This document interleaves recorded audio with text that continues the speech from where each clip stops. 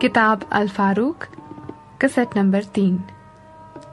اس کتاب کو لکھا شبلی نعمانی نے، ریکارڈ کیا نائلہ نوید نے۔ انہوں نے اس مسئلے کو کہ ہر مسلمان فوج اسلام کا ایک سپاہی ہے باقاعدہ طور سے عمل میں لانا چاہا، لیکن چونکہ ابتدا میں ایسی تعمیم ممکن نہ تھی، اول قریش اور انصار سے شروع کیا۔ مدینہ منورہ میں اس وقت 3 اشخاص بہت بڑے نصاب اور حساب کتاب کے فن میں استاد تھے: فخرمہ بن نوفل، جیر بن متم اور عقیل بن ابی طالب۔ علم الانصاب عرب کا موروثی فن تھا، اور خاص کر یہ تینوں بزرگ اس فن کے لحاظ سے تمام عرب میں ممتاز تھے۔ حضرت عمر نے ان کو بلا کر یہ خدمت سپرد کی کہ تمام قریش اور انصار کا ایک دفتر تیار کریں۔ جن لوگوں کے نام درج ہوئے ان کے بیوی بچوں کی تنخواہیں بھی مقرر ہوئیں۔ اس موقع پر یہ بات یاد رکھنے کے قابل ہے کہ جن لوگوں کی جو تنخواہ مقرر ہوئی ان کے غلاموں کی بھی وہی تنخواہ مقرر ہوئی، اور اس سے یہ اندازہ ہو سکتا ہے کہ اسلام کے نزدیک غلاموں کا کیا پایا تھا۔ فوجی بارکیں فوجوں کے رہنے کے لیے تھیں۔ کوفہ، بصرہ، فسطاط، یہ تینوں شہر تو دراصل فوج کے قیام اور بود و باش کے لیے آباد کیے گئے تھے۔ موصل میں اجمیوں کے زمانے کا ایک قلعہ اور چند گرجے اور معمولی مکانات تھے۔ ہرسمہ بن عرفچہ ازدی جو کہ گورنر موصل تھا، اس نے حضرت عمر کی ہدایت کے بموجب داغ بیل ڈال کر اس کو شہر کی صورت میں آباد کیا اور عرب کے مختلف قبیلوں کے لیے جدا جدا محلے بسائے۔ حضرت عمر نے بڑے بڑے شہروں اور مناسب مقامات میں نہایت کثرت سے فوجی چھاؤنیاں قائم کی اور عرب کو تمام ممالک مفتوحہ میں پھیلا دیا۔ سن 17 ہجری میں حضرت عمر نے جب شام کا سفر کیا تو ان مقامات میں جہاں ملک کی سرحد دشمن کے ملک سے ملتی تھی، ایک ایک شہر کا دورہ کیا اور ہر قسم کا فوجی نظم و نسق اور مناسب انتظامات کیے۔ سن 19 ہجری میں جب یزید بن ابی سفیان کا انتقال ہوا تو ان کے بھائی معاویہ نے حضرت عمر کو اطلاع دی کہ سواحل شام پر زیادہ تیاری کی ضرورت ہے۔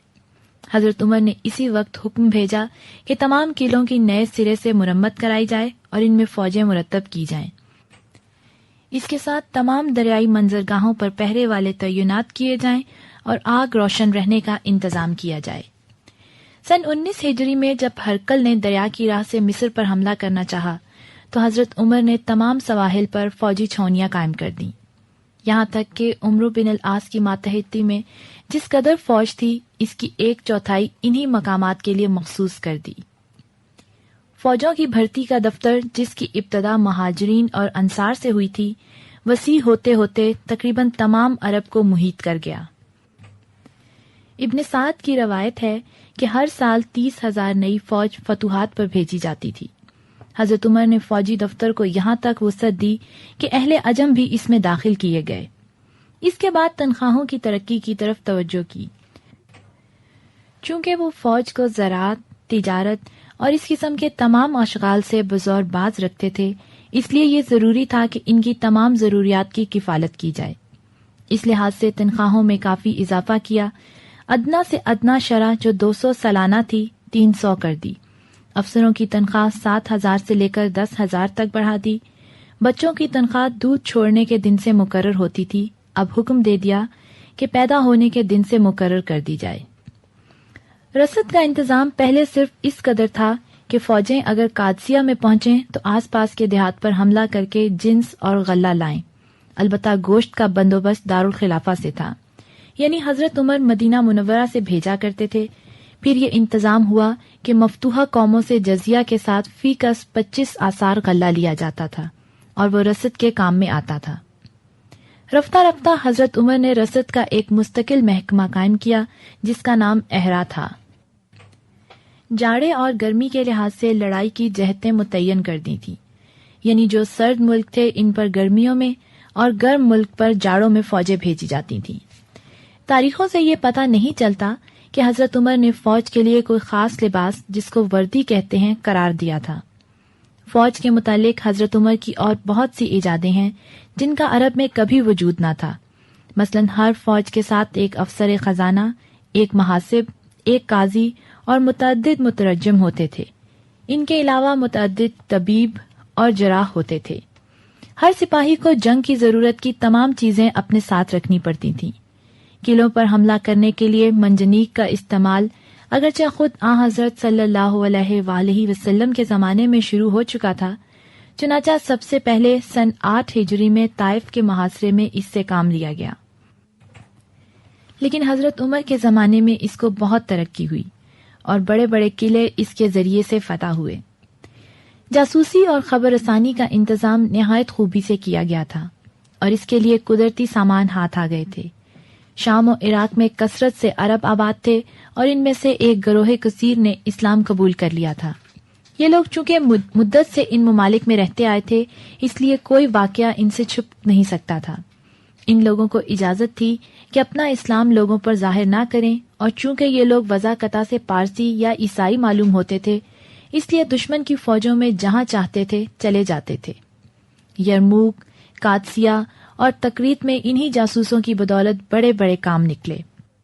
فوجی انتظام کے سلسلے میں جو چیز سب سے بڑھ کر حیرت انگیز ہے وہ یہ کہ باوجود اس کے کہ بے شمار فوجیں تھیں اور مختلف ملک، مختلف قبائل، مختلف طبائع کے لوگ اس سلسلے میں داخل تھے، اس کے ساتھ یہ کہ وہ نہایت دور دراز مقامات تک پھیلی ہوئی تھی، جہاں سے دارالخلافہ تک سینکڑوں ہزاروں کوس کا فاصلہ تھا۔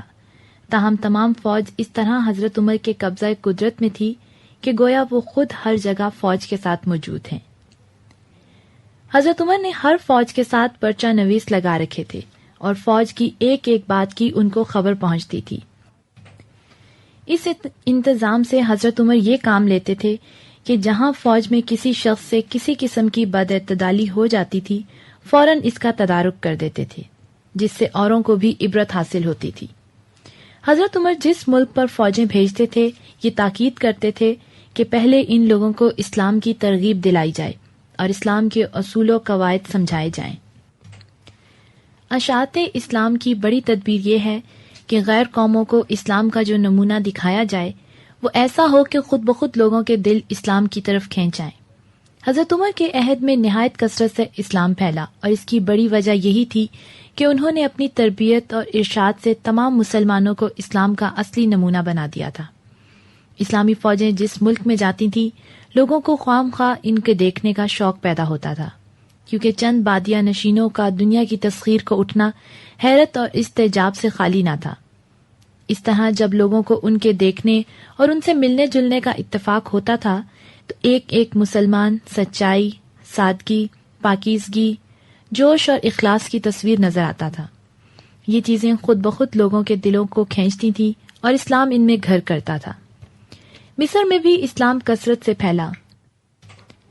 عمرو بن العاص نے جب مصر کے بعض قصبات کے لوگوں کو اس بنا پر کہ وہ مسلمانوں سے لڑتے تھے گرفتار کر کے لونڈی غلام بنایا اور فروخت ہو کر تمام عرب میں پھیل گئے، تو حضرت عمر نے بڑی قدغن کے ساتھ ہر جگہ سے ان کو واپس لے کر مصر بھیج دیا اور لکھا کہ ان کو اختیار ہے خواہ اسلام لے آئیں خواہ اپنے مذہب پر قائم رہیں۔ چنانچہ ان میں سے قصبہ بلحیب کے رہنے والے کل کے کل اپنی خواہش سے مسلمان ہو گئے۔ حضرت عمر نے قرآن مجید کی جمع ترتیب میں بہت کوشش کی۔ جناب رسول اللہ صلی اللہ علیہ وآلہ وسلم کے عہد تک قرآن مجید مرتب نہیں ہوا تھا۔ متفرق اجزاء متعدد صحابہ کے پاس تھے، وہ بھی کچھ ہڈیوں پر، کچھ کھجور کے پتوں پر، کچھ پتھر کی تختیوں پر، اور لوگوں کو پورا حفظ یاد بھی نہ تھا۔ کسی کو کوئی سورہ یاد تھی، کسی کو کوئی۔ حضرت ابو بکر کے عہد میں جب مسلمہ کذاب سے لڑائی ہوئی تو سینکڑوں صحابہ شہید ہوئے، جن میں بہت سے حفاظ قرآن تھے۔ لڑائی کے بعد حضرت عمر نے حضرت ابو بکر کے پاس جا کر کہا، اگر اسی طرح حفاظ قرآن اٹھتے گئے تو قرآن جاتا رہے گا، اس لیے ابھی سے اس کی جمع ترتیب کی فکر کرنی چاہیے۔ حضرت ابو بکر نے فرمایا، جو کام رسول اللہ نے نہیں کیا تو میں کیوں کروں؟ حضرت عمر نے بار بار اس کی مصلحت اور ضرورت بیان کی، یہاں تک کہ حضرت ابو بکر ان کی رائے سے متفق ہو گئے۔ صحابہ میں سے وحی کے لکھنے کا کام سب سے زیادہ زید بن ثابت نے کیا، چنانچہ وہ طلب کیے گئے اور اس خدمت پر مامور ہوئے کہ جہاں جہاں سے قرآن کی صورتیں یا آیتیں ہاتھ آئیں یکجا کی جائیں۔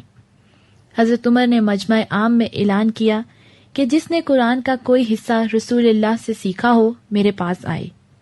اس بات کا التزام کیا گیا کہ جو شخص کوئی آیت پیش کرتا اس پر 2 شخصوں کی شہادت لی جاتی کہ ہم نے اس کو آن حضرت کے عہد میں قلم بند دیکھا تھا۔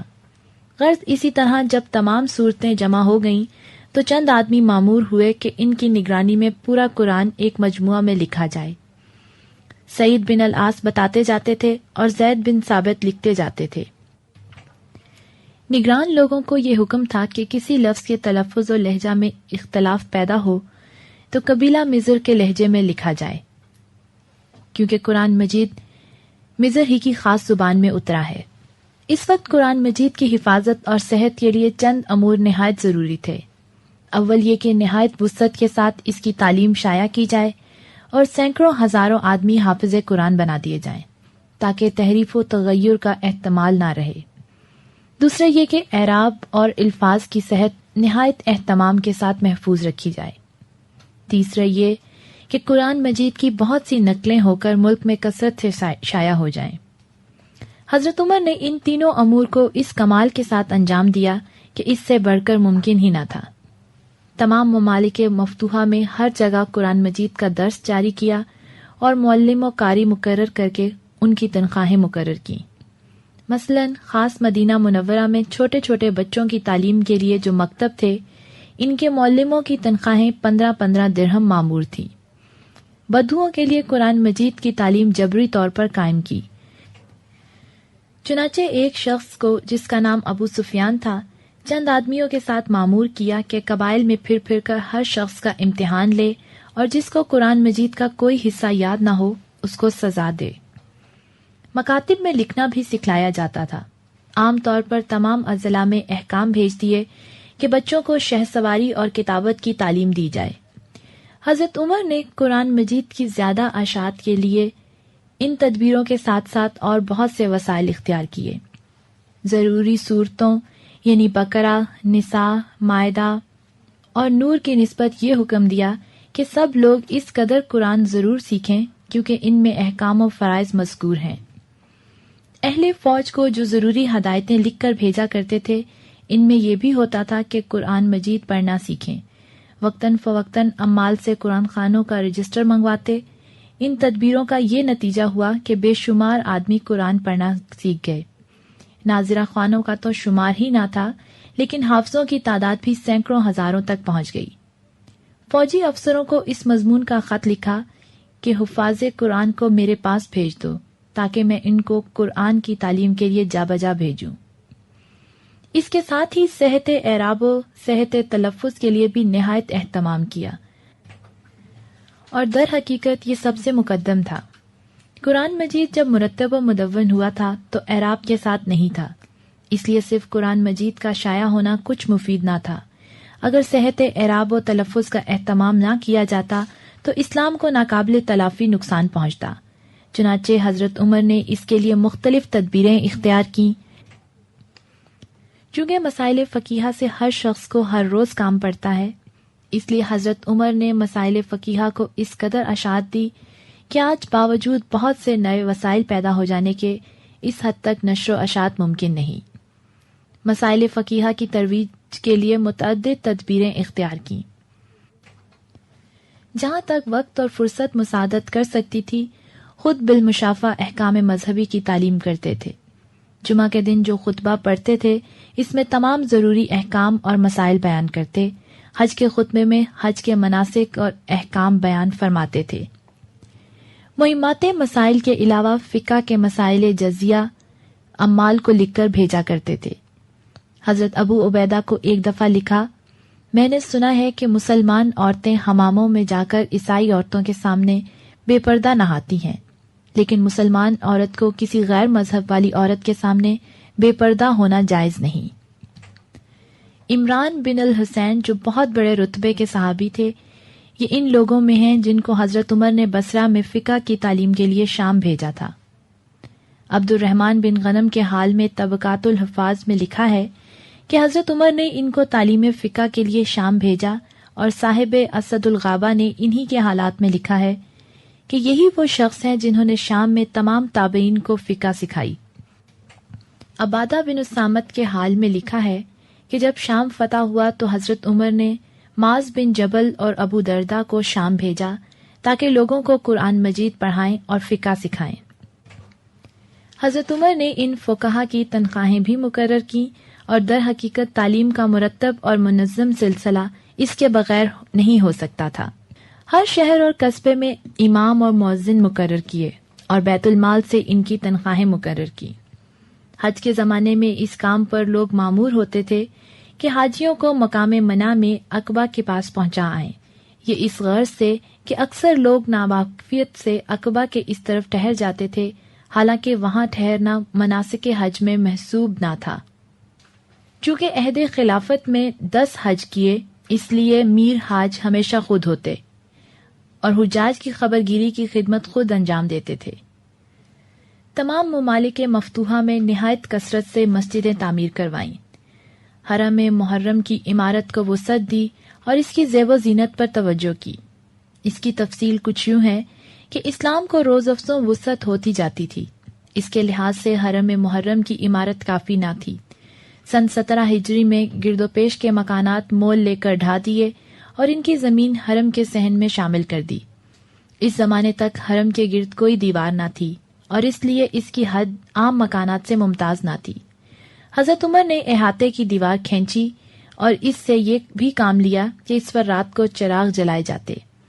کعبہ پر غلاف اگرچہ ہمیشہ سے چڑھایا جاتا تھا، مگر جاہلیت میں بھی نتا کا غلاف چڑھاتے تھے، لیکن حضرت عمر نے کباتی کا بنوایا جو نہایت عمدہ قسم کا کپڑا ہوتا ہے۔ مسجد نبوی کو بھی نہایت وسعت اور رونق دی۔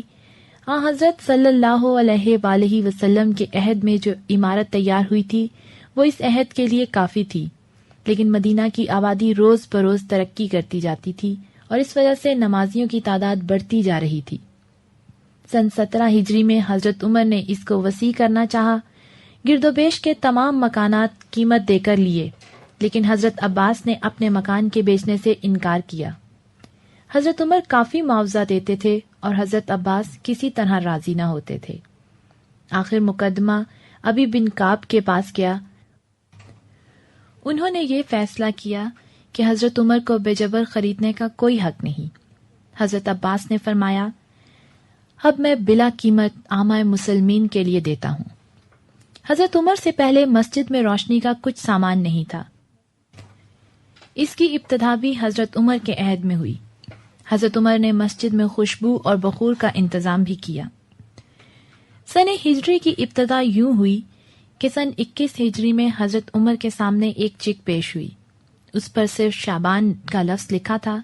حضرت عمر نے کہا، یہ کیوں کر معلوم ہو کہ گزشتہ شعبان کا مہینہ ہے یا موجودہ؟ اسی وقت مجلس شورا منعقد کی گئی، تمام بڑے بڑے صحابہ جمع ہوئے اور یہ مسئلہ پیش کیا گیا۔ اکثروں نے رائے دی کہ فارسیوں کی تقلید کی جائے، چنانچہ ہرمزان جو خوزستان کا بادشاہ تھا اور اسلام لا کر مدینہ منورہ میں مقیم تھا طلب کیا گیا۔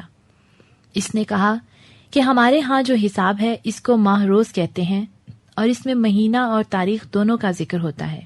اس کے بعد یہ بحث پیدا ہوئی کہ سن ہجری کی ابتدا کب سے قرار دی جائے۔ حضرت علی نے ہجرت نبوی کی رائے دی اور اسی پر سب کا اتفاق ہو گیا۔ حضرت صلی اللہ علیہ وآلہ وسلم نے ربیع الاول میں ہجرت فرمائی تھی، یعنی سال میں 2 مہینے 8 دن گزر چکے تھے۔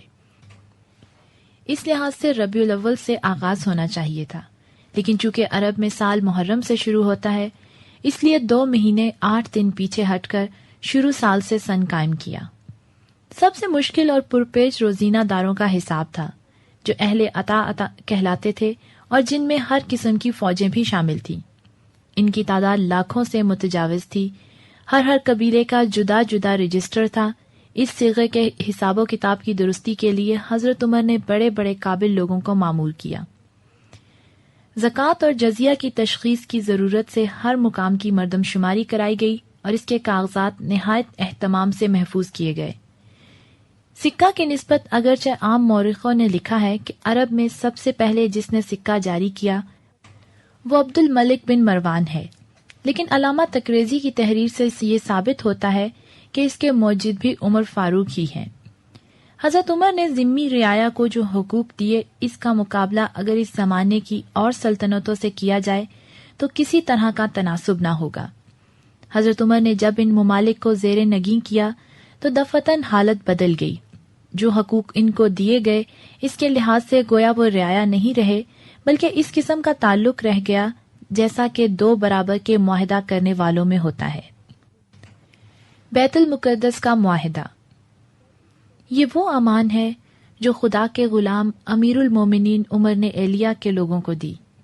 یہ امان ان کی جان، مال، گرجا، صلیب، تندرست، بیمار اور ان کے تمام مذہب والوں کے لیے ہے، اس طرح پر کہ ان کے گرجاؤں میں نہ سکونت کی جائے، نہ وہ ڈھائے جائیں، نہ ان کو اور نہ ان کے احاطے کو کچھ نقصان پہنچایا جائے گا، نہ ان کی صلیبوں اور ان کے مال میں کچھ کمی کی جائے گی۔ مذہب کے بارے میں ان پر جبر نہ کیا جائے گا، نہ ان میں سے کسی کو نقصان پہنچایا جائے گا۔ اہلیہ میں ان کے ساتھ یہودی نہ رہنے پائیں۔ اہلیہ والوں پر یہ فرض ہے کہ اور شہروں کی طرح جزیہ دیں اور یونانیوں کو نکال دیں۔ ان یونانیوں میں جو شہر سے نکلے گا اس کی جان اور مال کو امن ہے، تاکہ وہ جائے پناہ میں پہنچ جائے، اور جو اہلیہ ہی میں رہنا چاہتا ہو اس کو بھی امن ہے، اور اس کو جزیہ دینا ہوگا۔ اور اہلیہ والوں میں سے جو شخص اپنی جان اور مال لے کر یونانیوں کے ساتھ چلا جانا چاہے تو ان کو اور ان کے گرجاؤں کو اور صلیبوں کو امن ہے، یہاں تک کہ وہ اپنی جائے پناہ تک پہنچ جائیں۔ اور جو کچھ اس تحریر میں ہے اس پر خدا کا رسول، خدا کے خلفاء اور مسلمانوں کا ذمہ ہے، بشرطیہ کہ یہ لوگ جزیہ مقررہ ادا کرتے رہیں۔ اس تحریر پر گواہ ہیں خالد بن الولید، عمرو بن العاص، عبد الرحمن بن عوف اور معاویہ بن ابی سفیان، اور یہ سن 15 ہجری میں لکھا گیا۔ مال گزاری جو مشخص کی گئی وہ نہایت نرم اور ہلکی تھی۔ اس پر بھی حضرت عمر کو ہمیشہ یہ خیال رہتا تھا کہ کہیں ان پر سختی تو نہیں کی گئی۔ ہر سال جب عراق کا خراج آتا تھا تو 10 شخص کوفہ اور 10 شخص بصرہ سے طلب کیے جاتے، اور حضرت عمر ان سے 4 دفعہ بے تاکید قسم لیتے تھے کہ مال گزاری کے وصول کرنے میں کچھ سختی تو نہیں کی گئی۔ ایک بڑا حق جو رعایا کو حاصل ہو سکتا ہے وہ یہ ہے کہ انتظامات ملکی میں ان کو حصہ دیا جائے۔ حضرت عمر ہمیشہ ان انتظامات میں جن کا تعلق ذمیوں سے ہوتا تھا، ذمیوں کے مشورے اور استصواب کے بغیر کام نہیں کرتے تھے۔ حضرت عمر نے وفات کے قریب خلیفہ ہونے والے شخص کے لیے ایک مفصل وصیت فرمائی تھی۔ اس کا اخیر فقرہ یہ ہے: میں ان لوگوں کے حق میں وصیت کرتا ہوں جن کو خدا اور رسول کا ذمہ دیا گیا، یعنی ذمی، ان سے جو عہد ہے وہ پورا کیا جائے اور ان کی حمایت میں لڑا جائے، اور ان کو ان کی طاقت سے زیادہ تکلیف نہ دی جائے۔ اس سے زیادہ اور کیا ہو سکتا ہے کہ حضرت عمر مرتے وقت بھی ذمیوں کو نہ بھولے۔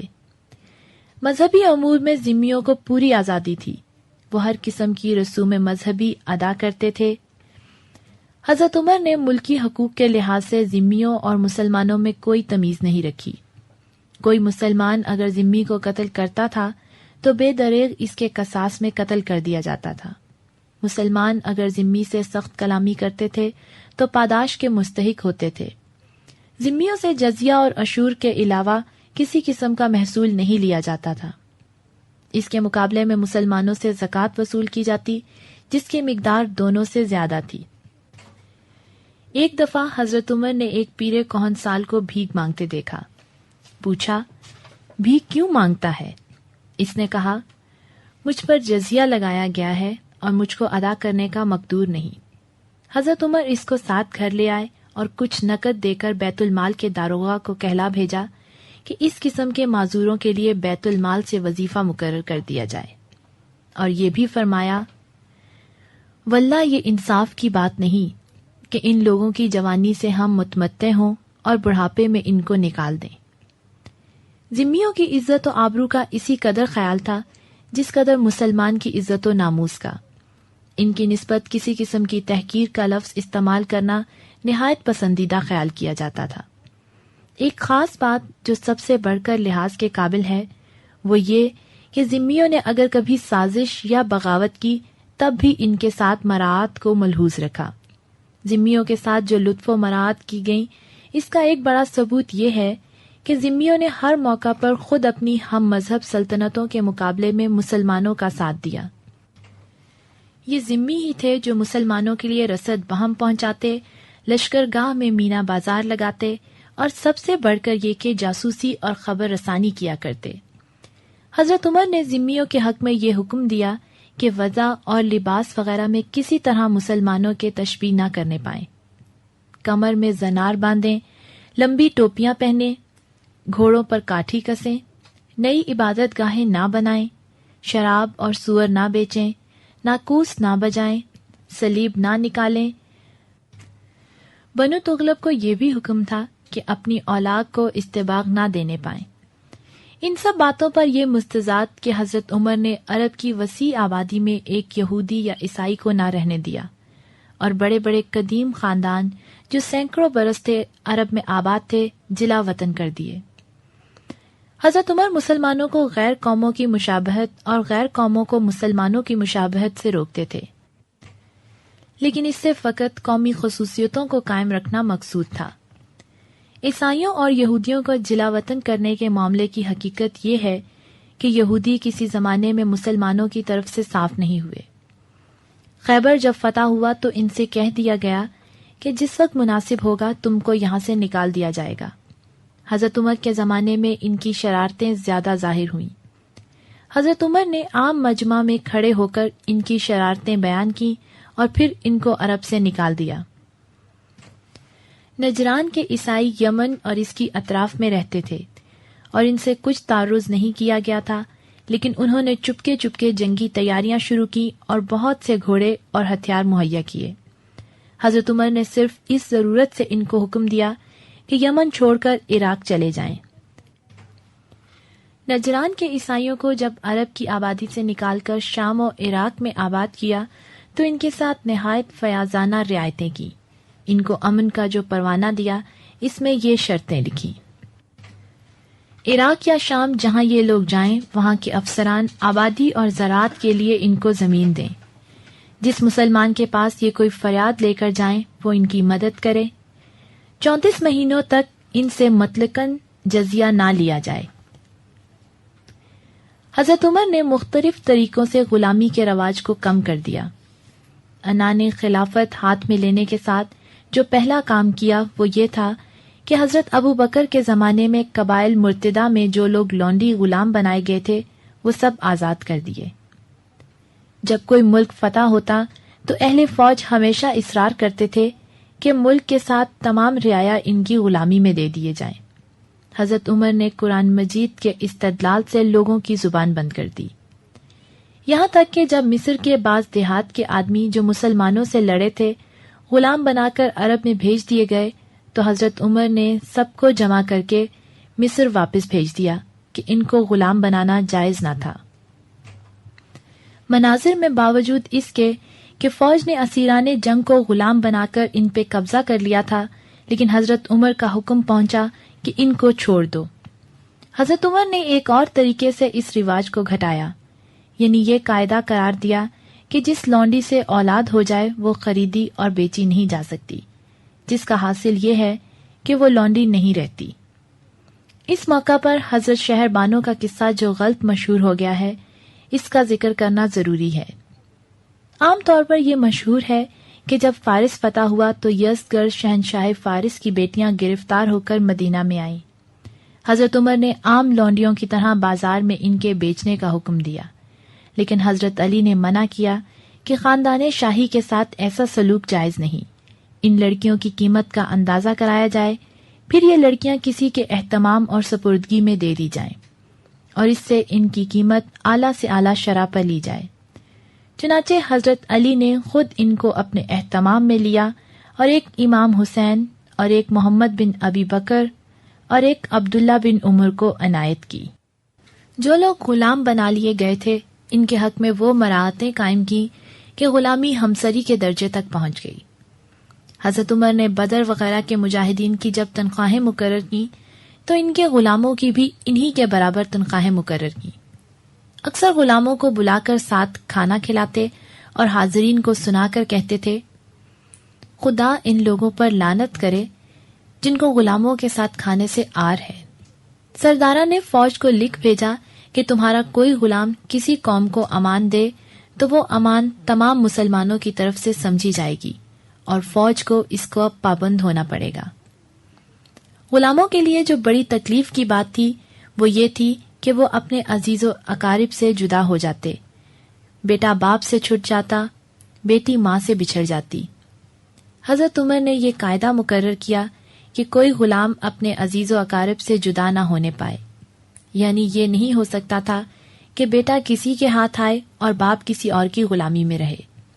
باپ بیٹے، بھائی بہن، ماں بیٹیاں بکتی تھیں تو ساتھ بکتی تھی، اور جن کی غلامی میں رہتی تھی ساتھ رہتی تھی۔ حضرت عمر نے غلاموں کا جو رتبہ قائم کیا اور تمام عرب کو جو نمونے دکھائے، اس کا یہ اثر ہوا کہ غلاموں کے گروہ میں بڑے بڑے صاحب کمال پیدا ہو گئے جن کی تمام ملک عزت و توقیر کرتا تھا۔ شاید آپ کو یہ خیال ہو کہ حضرت عمر کو ایسی رعایا ہاتھ آئی تھی جس میں زیادہ تر اطاعت و انقیاد کا مادہ تھا، اور اس کے لیے ان کو جابرانہ سیاست کی ضرورت ہی پیش نہیں آئی، لیکن یہ خیال صحیح نہیں۔ حضرت عمر کو سچ پوچھیں تو در حقیقت دونوں طرح کی مشکلات کا سامنا تھا۔ غیر قومیں جو حلقہ اطاعت میں آئی تھیں پارسی یا عیسائی تھیں، جو مدت تک شہنشاہی کے لقب سے ممتاز رہیں، اس لیے ان کو رعیت بننا مشکل سے گوارا ہو سکتا تھا۔ اندرونی حالت یہ تھی کہ عرب میں بہت سے صاحب ادعا موجود تھے جو حضرت عمر کی خلافت کو رش کی نگاہ سے دیکھتے تھے۔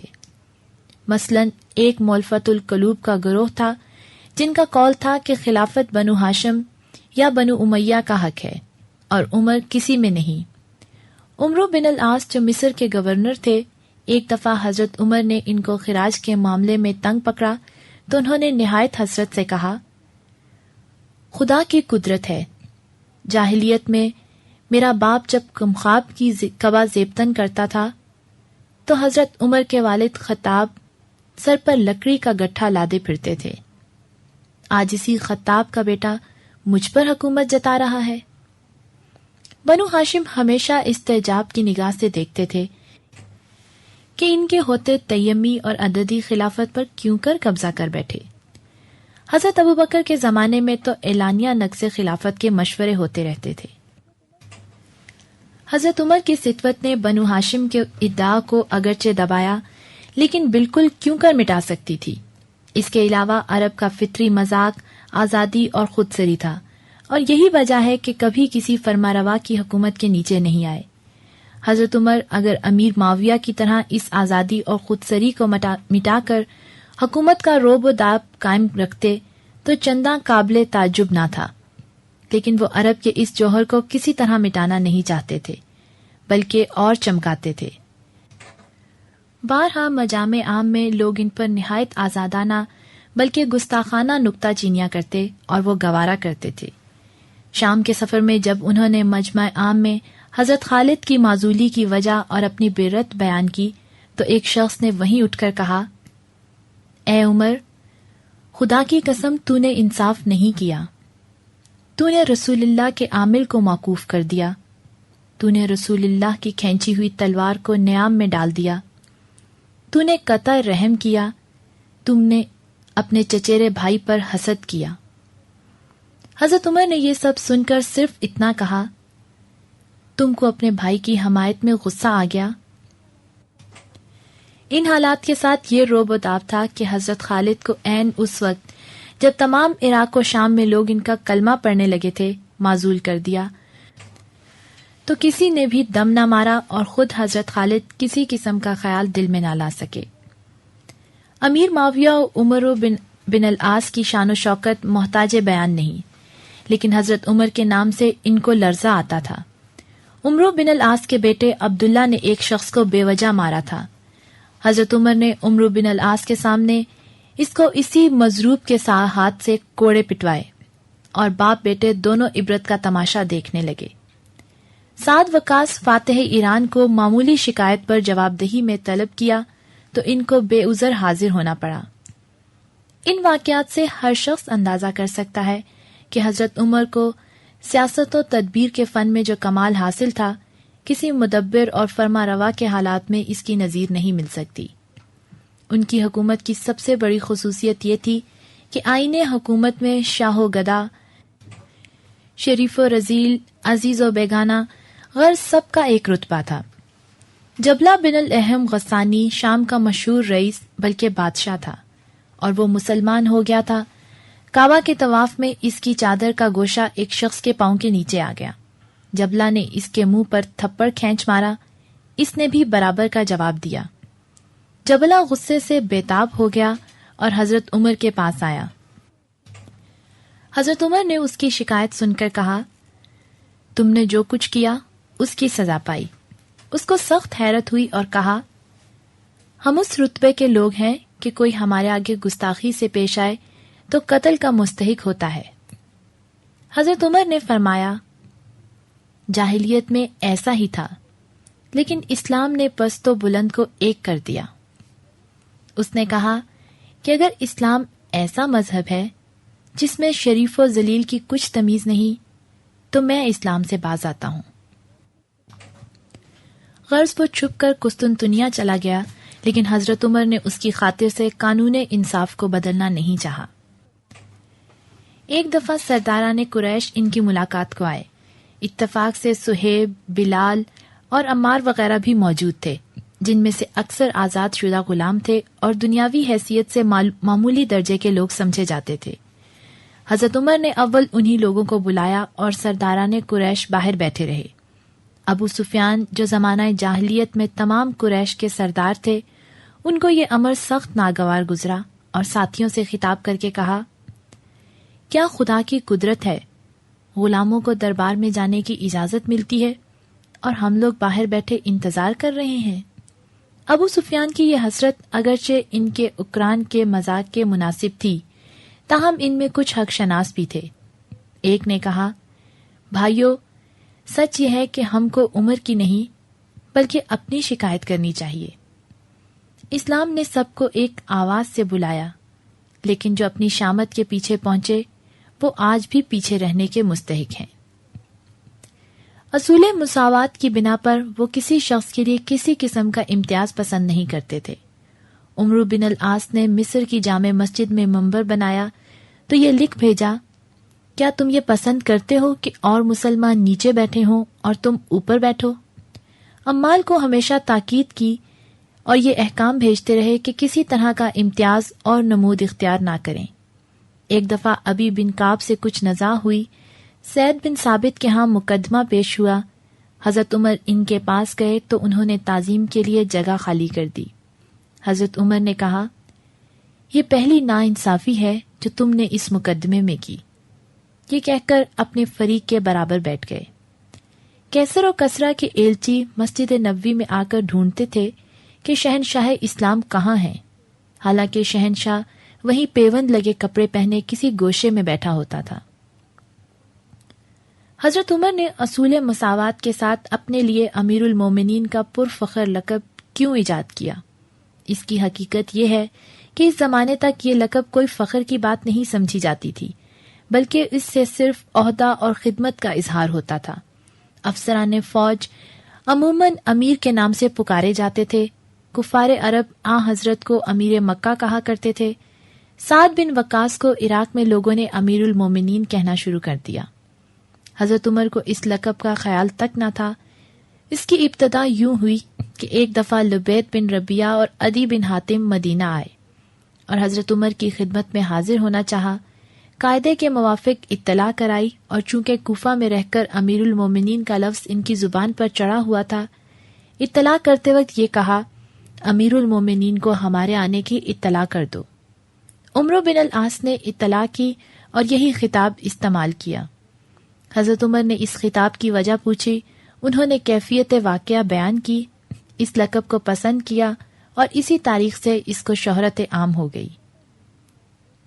اس موقع پر ممکن ہے ایک کوتاہ نظر کو یہ خیال ہو کہ حضرت عمر کو خلافت سے اگر کسی قسم کا جاہ و اعزاز مقصود نہ تھا تو انہوں نے خلافت اختیار ہی کیوں کی؟ بے غرضی کا یہ اقتضا تھا کہ وہ اس خوان نعمت کو ہاتھ ہی نہ لگاتے، لیکن یہ خیال محض عامیانہ ہے۔ حضرت عمر بے شبہ خلافت سے ہاتھ اٹھا لیتے، لیکن دوسرا کون شخص تھا جو اس کو سنبھال لیتا؟ حضرت عمر قطعی طور سے یہ جانتے تھے کہ یہ بار گراں ان کے سوا کسی سے نہیں اٹھ سکتا۔ انہوں نے اسی دن خطبہ میں کہہ دیا تھا، اگر میں جانتا کہ کوئی شخص اس کام یعنی خلافت کے لیے مجھ سے زیادہ قوت رکھتا ہے تو خلافت قبول کرنے کی بنسبت میرے نزدیک یہ زیادہ آسان تھا کہ میری گردن مار دی جائے۔ حضرت عمر کے ان الفاظ پر غور کریں اور دیکھیں کہ کیا اس کا ایک حرف بھی صحت اور واقعیت سے ہٹا ہوا ہے۔ حضرت عمر سیاست کے اصول سے خوب واقف تھے، اور یہ وہ خصوصیت ہے جس میں وہ تمام صحابہ سے اعلانیہ ممتاز ہیں۔ جو ممالک دائرہ خلافت میں داخل تھے، ان کی اصلی 3 تقسیمیں تھیں: عرب، ایران اور شام و مصر۔ عراق و ایران میں چونکہ مدت سے مرزبان اور دہقان چلے آتے تھے، اور اسلام کی فتح کے بعد بھی ان کا زور اور اقتدار قائم تھا، اس لیے ان کی پولیٹیکل تنخواہیں مقرر کر دیں، جس سے وہ بالکل رام ہو گئے۔ چنانچہ روسائے عراق کے معقول روزینے مقرر کر دیے۔ شام اور مصر میں رومیوں نے اصلی باشندوں کو صاحب جائیداد نہیں چھوڑا تھا، اس لیے ان کی طرف سے چندہ اندیشہ نہ تھا۔ وہ رومی حکومت کی بجائے ایک عادل اور منصف گورنمنٹ چاہتے تھے۔ حضرت عمر نے ان کے ساتھ وہ مراعاتیں کی کہ انہوں نے بارہا کہا کہ ہم کو مسلمان رومیوں کی بنسبت زیادہ محبوب ہیں۔ تمام جنگی مقامات پر عرب کے خاندان آباد کرا دیے اور فوجی چھاؤنیاں قائم کی، جن کی وجہ سے سینکڑوں میل تک اثر پہنچتا تھا اور کسی کو بغاوت کی جرت نہیں ہو سکتی تھی۔ خاص عرب میں ان کو مختلف پولیٹیکل تدبیروں سے کام لینا پڑا۔ یہودیوں اور عیسائیوں کو جزیرہ عرب سے بالکل نکال دیا، بڑے بڑے ملکی افسروں کو ہمیشہ بدلتے رہتے، چنانچہ عمرو بن العاص کے سوا کوئی ایسا گورنر مقرر نہیں ہوا جو مختلف صوبہ جات میں بدلتا رہا ہو۔ جو لوگ زیادہ صاحب اثر تھے ان کو اکثر دارالخلافہ سے باہر نہیں جانے دیتے تھے، اپنے قبیلوں کو کبھی بھی ملکی عہدے نہیں دیے۔ اس وقت تمام عرب میں 3 شخص تھے جو مشہور، مدبر اور صاحب ادعا تھے: امیر المعاویہ عمرو بن العاص اور مغیرہ بن شعبہ۔ چونکہ مہمات ملکی کے انجام دینے کے لیے ان لوگوں سے بڑھ کر تمام عرب میں کوئی شخص ہاتھ نہیں آ سکتا تھا، اس لیے سب کو بڑے بڑے عہدے دیے، لیکن ہمیشہ اس بات کا خیال رکھتے تھے اور اس کی تدبیریں کرتے کہ وہ قابو سے باہر نہ ہونے پائیں۔ ان کی وفات کے بعد کوئی ایسا شخص نہ رہا جو ان کو دبا سکتا۔ چنانچہ حضرت عثمان اور حضرت علی کے زمانے میں جو ہنگامے برپا ہوئے، سب انہی لوگوں کی بدولت تھے۔ وہ جو کچھ کرتے تھے اعلانیہ کرتے تھے اور لوگوں کو صاف صاف اس کی مصلحت سے واقف کر دیتے۔ حضرت خالد کو موصول کیا تو تمام اضلاع میں فرمان بھیج دیا: میں نے خالد کو ناراضی یا خیانت کے جرم میں نہیں موقوف کیا، بلکہ اس وجہ سے کہ لوگ ان کی طرف زیادہ مائل ہوتے جاتے تھے، اس لیے میں ڈرا کہ ان پر بھروسہ نہ کر لیں۔ یہ عموماً مسلم ہے کہ جوہر شناسی کی صفت ان میں سب سے بڑھ کر تھی۔ سیاست و انتظام کے فن میں تمام عرب میں 3 اشخاص اپنا نظیر نہیں رکھتے تھے: امیر معاویہ، مغیرہ بن شعبہ اور زیاد بن سمیہ۔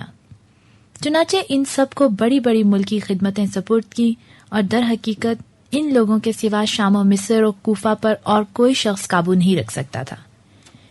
جنگی مہمات کے لیے ایاز بن غنم، سعد وقاص، خالد اور نعمان بن مکرم وغیرہ کو انتخاب کیا۔ عمرو ماد یکرب اور طلیحہ بن خالد یہ اگرچہ پہلوانی اور سپاہ گری میں اپنا جواب نہیں رکھتے تھے، لیکن فوج کو لڑا نہیں سکتے تھے، اس لیے ان دونوں کی نسبت حکم دے دیا کہ ان کو کسی فوج کی افسری نہ دی جائے۔ زید بن ثابت اور عبداللہ بن ارقم انشاء و تحریر میں مستثنی تھے، ان کو میر منشی مقرر کیا۔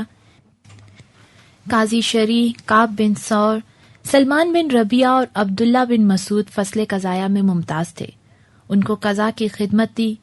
غرض کہ جس کو جس کام پر مقرر کیا وہ گویا اسی کے لیے پیدا ہوا تھا۔ اس امر کا اعتراف غیر قوموں کے مورخوں نے بھی کیا ہے۔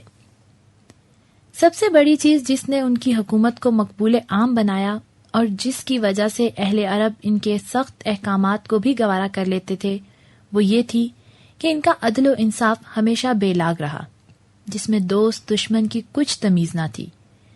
جب وہ لوگ یہ دیکھتے کہ خاص اپنی آل و اولاد اور عزیز و اقارب کے ساتھ بھی ان کا یہی برتاؤ ہے، تو لوگوں کو صبر آ جاتا۔ ان کے بیٹے ابو سمحہ نے جب شراب پی تو خود اپنے ہاتھ سے 80 کوڑے مارے اور اسی صدمہ سے وہ بیچارے قضا کر گئے۔ حضرت عمر کی سیاست کا ایک بڑا اصول یہ تھا کہ قدیم سلطنتوں اور حکمرانوں کے قواعد اور انتظامات سے واقفیت پیدا کرتے اور ان میں جو چیزیں پسند کے قابل ہوتی ان کو اختیار کرتے۔ حضرت عمر کی یہ بڑی کوشش اس بات پر مبذول رہی کہ ملک کا کوئی واقعہ ان سے مخفی نہ رہنے پائے۔ انہوں نے انتظامات ملکی کے ہر صیغہ پر پرچہ نویس اور واقعہ نگار مقرر کر رکھے تھے، جس کی وجہ سے ملک کا ایک ایک جزئی واقعہ ان تک پہنچتا۔ امام طبری لکھتے ہیں، عمر پر کوئی بات مخفی نہیں رہتی تھی۔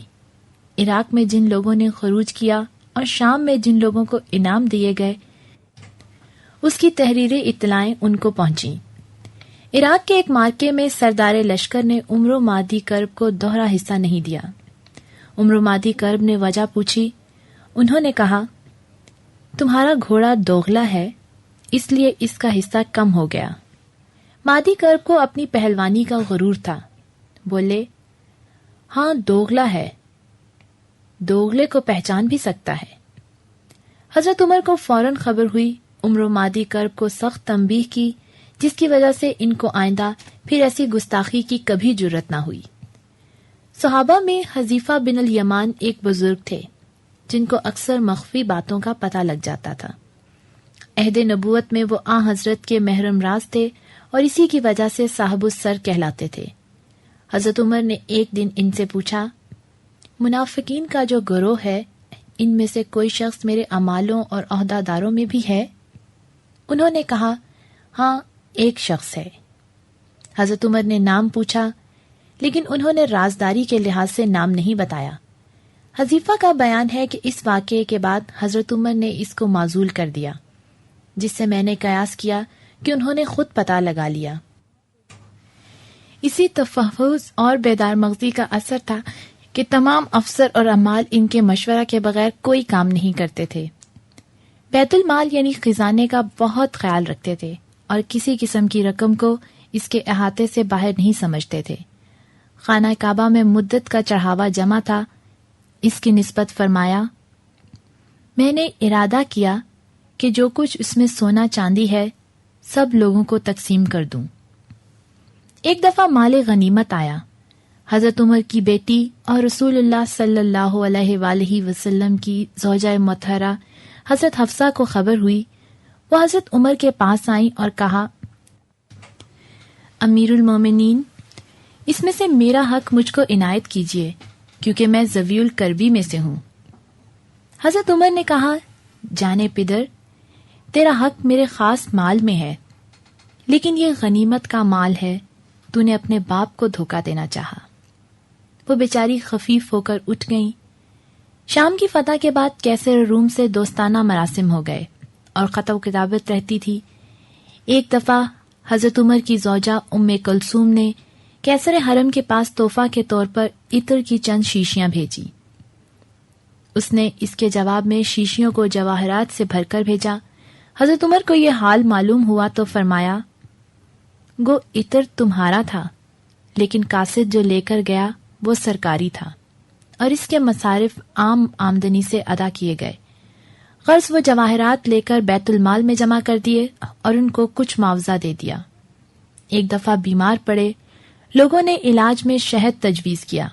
بیت المال میں شہد موجود تھا، لیکن بلا اجازت نہیں لے سکتے تھے۔ مسجد نبوی میں جا کر لوگوں سے کہا، اگر آپ اجازت دیں تو بیت المال سے تھوڑا سا شہد لے لوں۔ اس کارروائی سے طلب اجازت کے سوا یہ ظاہر کرنا تھا کہ خزانہ عامرہ پر خلیفہ وقت کو اتنا بھی اختیار نہیں۔ یہ بات یاد رکھنی چاہیے کہ حضرت عمر نے بیت المال کے بارے میں جو کفایت شاری اور تنگ درازی برتی وہ خلافت فاروقی کی کامیابی کا بہت بڑا سبب تھی۔ اگرچہ ان کو بے انتہا کام درپیش رہتے تھے، دارالخلافہ سے سینکڑوں ہزاروں میل تک فوجیں پھیلی ہوئی تھیں جن کی ایک ایک حرکت ان کے اشاروں پر موقوف تھی، تاہم ہر کام وقت پر انجام پاتا اور کسی کام میں کبھی حرج نہیں ہوتا تھا۔ زیاد بن حدیر عراق میں دومکی کی تحصیل پر مامور تھے۔ انہوں نے ایک عیسائی کے گھوڑے کی قیمت 20,000 قرار دے کر محصول طلب کیا۔ اس نے کہا، گھوڑا آپ رکھ لیجئے اور 19,000 مجھ کو حوالہ کیجئے۔ دوبارہ وہ عیسائی ان کی سرحد سے گزرا تو اس نے پھر محصول مانگا۔ وہ مکہ معظمہ پہنچا اور حضرت عمر سے شکایت کی۔ حضرت عمر نے صرف اس قدر کہا کہ تم مطمئن رہو۔ عیسائی زیاد بن حدیر کے پاس واپس آیا اور دل میں ارادہ کر لیا کہ 1,000 درے دے کر گھوڑے کو واپس لے۔ یہاں حضرت عمر کا فرمان پہلے ہی پہنچ چکا تھا کہ سال بھر میں 2 دفعہ ایک چیز کا محصول نہیں لیا جا سکتا۔ اس بات کا سخت اہتمام کیا کہ ممالک محروسہ میں کوئی شخص فکر و فاقہ میں مبتلا نہ ہونے پائے۔ عام حکم یہ تھا اور اس کی تعمیل ہمیشہ ہوتی تھی کہ ملک میں جس قدر اپاہج، اذکار رفتہ، مفلوج وغیرہ ہوں، سب کی تنخواہیں بیت المال سے مقرر کر دی جائیں۔ ایک روایت میں ہے کہ پیمانہ ہاتھ میں لے کر یہ الفاظ فرمائے، میں نے ہر مسلمان کے لیے فی ماہ 2 مد گیہوں اور 2 کیس سرکہ مقرر کیا۔ اس پر ایک شخص نے کہا کہ کیا غلام کے لیے بھی؟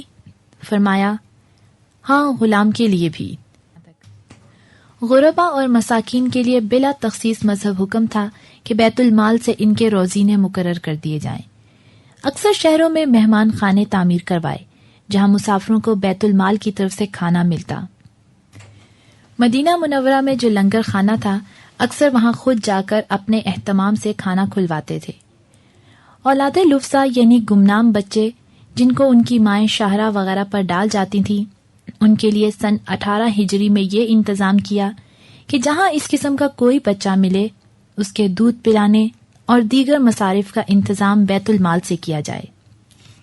یتیموں کی پرورش اور اگر ان کی جائیداد ہوتی تھی تو اس کی حفاظت کا نہایت اہتمام کرتے تھے اور اکثر تجارت کے ذریعے سے اس کو ترقی دیتے۔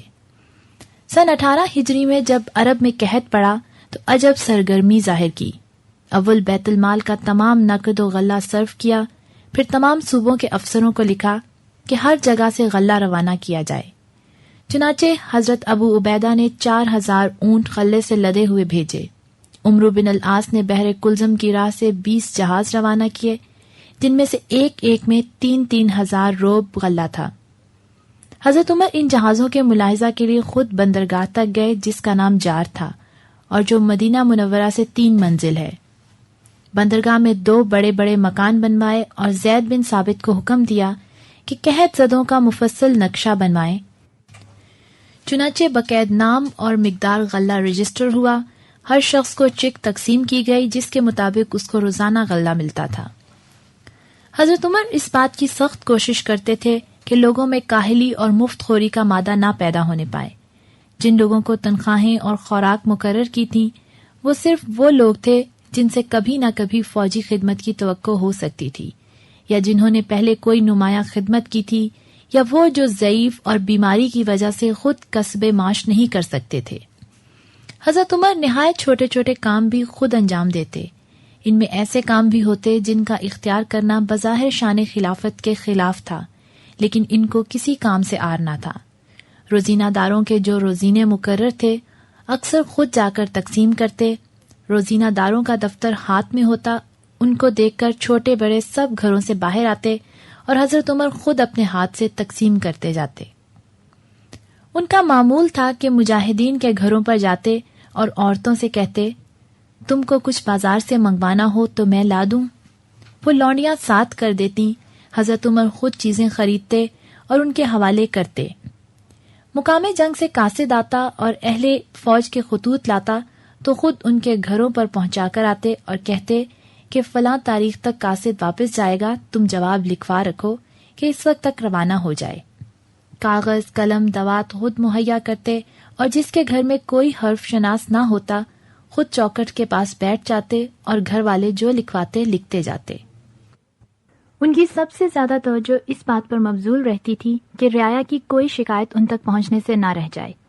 یہ معمول رکھا تھا کہ ہر نماز کے بعد صحن مسجد میں بیٹھ جاتے اور جس کو جو کچھ ان سے کہنا سننا ہوتا وہ کہتا، کوئی نہ ہوتا تو تھوڑی دیر انتظار کر کے اٹھ جاتے۔ راتوں کو دورہ کیا کرتے۔ ایک بڑا عمدہ طریقہ دریافت حالات کا یہ تھا کہ تمام اضلاع سے ہر سال سفارتیں آتیں اور وہ ان مقامات کے متعلق ہر قسم کی ضروری باتیں پیش کرتیں۔ اس سفارت کو وفد کہتے تھے اور یہ عرب کا قدیم دستور تھا، لیکن حضرت عمر نے اپنے زمانے میں اس سے وہ کام لیا جو آج کل جمہوری سلطنتوں میں رعایا کے قائم مقام ممبر انجام دیتے ہیں۔ ان تمام باتوں پر ان کو تسلی نہ تھی۔ فرماتے، عمال رعایا کی پرواہ نہیں کرتے اور ہر شخص مجھ تک پہنچ نہیں سکتا۔ اس بنا پر ارادہ کیا تھا کہ شام، جزیرہ، کوفہ اور بصرہ کا دورہ کریں اور ہر جگہ 2 مہینے ٹھہریں، لیکن موت نے فرصت نہ دی۔ تاہم آخر دفعہ جب شام کا سفر کیا تو ایک ضلع میں ٹھہر کر لوگوں کی شکایتیں سنی۔ اس سفر میں ایک پرعبرت واقعہ پیش آیا۔ دارالخلافہ کو واپس آ رہے تھے کہ راہ میں ایک خیمہ دیکھا۔ سواری سے اتر کر خیمے کے قریب گئے، ایک بڑھیا عورت نظر آئی۔ اس سے پوچھا، عمر کا کچھ حال معلوم ہے؟ اس نے کہا، ہاں، شام سے روانہ ہو چکا، لیکن خدا اس کو غارت کرے، آج تک مجھ کو اس کے ہاں سے ایک حبہ بھی نہیں ملا۔ حضرت عمر نے کہا، اتنی دور کا حال عمر کو کیوں کر معلوم ہو سکتا ہے؟ بولی، اس کو رعایا کا حال معلوم نہیں تو خلافت کیوں کرتا ہے؟ حضرت عمر کو سخت رکت ہوئی اور وہ بے اختیار رو پڑے۔ ایک دفعہ ایک قافلہ مدینہ منورہ میں آیا اور شہر کے باہر اترا۔ اس کی خبر گیری اور حفاظت کے لیے خود تشریف لے گئے۔ پہرا دیتے پھرتے تھے کہ ایک طرف سے رونے کی آواز آئی۔ ادھر متوجہ ہوئے، دیکھا تو ایک شیر خوار بچہ ماں کی گود میں رو رہا ہے۔ ماں کو تاکید کی کہ بچے کو بہلائے۔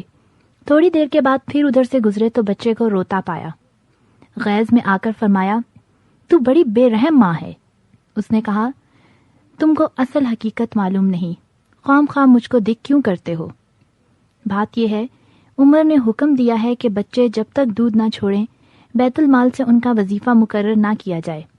میں اس غرض سے اس کا دودھ چھڑاتی ہوں اور یہ اس وجہ سے روتا ہے۔ حضرت عمر کو رکت ہوئی اور کہا، ہائے عمر، تو نے کتنے بچوں کا خون کیا ہوگا۔ اسی دن سے منادی کرا دی کہ بچے جس دن پیدا ہوں اسی تاریخ سے ان کے روزینے مقرر کر دیے جائیں۔ اسلم حضرت عمر کا غلام تھا۔ اس کا بیان ہے کہ ایک دفعہ حضرت عمر رات کو گشت کے لیے نکلے۔ مدینہ سے 3 میل پر سرار ایک مقام ہے، وہاں پہنچے تو دیکھا ایک عورت کچھ پکار رہی ہے اور 2-3 بچے رو رہے ہیں۔ پاس جا کر حقیقت حال دریافت کی۔ اس نے کہا، کئی وقتوں سے بچوں کو کھانا نہیں ملا، ان کے بہلانے کے لیے خالی ہانڈی میں پانی ڈال کر چڑھا دیا ہے۔ حضرت عمر اسی وقت اٹھے، مدینہ میں آ کر بیت المال سے آٹا، گوشت، گھی اور کھجوریں لی اور اسلم سے کہا، یہ میری پیٹھ پر رکھ دو۔ اسلم نے کہا، میں لیے چلتا ہوں۔ فرمایا، لیکن قیامت میں میرا بار تم نہیں اٹھاؤ گے۔ غرض ساری چیزیں خود لاد کر لائے اور عورت کے آگے رکھ دیں۔ اس نے آٹا گوندھا، ہانڈی چڑھائی۔ حضرت عمر خود چولہا پھونکتے جاتے تھے۔ کھانا تیار ہوا تو بچوں نے خوب سیر ہو کر کھایا اور اچھلنے کودنے لگے۔ حضرت عمر یہ دیکھتے تھے اور خوش ہوتے تھے۔ عورت نے کہا، خدا تم کو جزائے خیر دے، سچ یہ ہے کہ امیر المومنین ہونے کے قابل تم ہو، نہ کہ عمر۔ اس کے ساتھ ہی کتاب الفاروق کی کیسٹ نمبر 3 اپنے اختتام کو پہنچے۔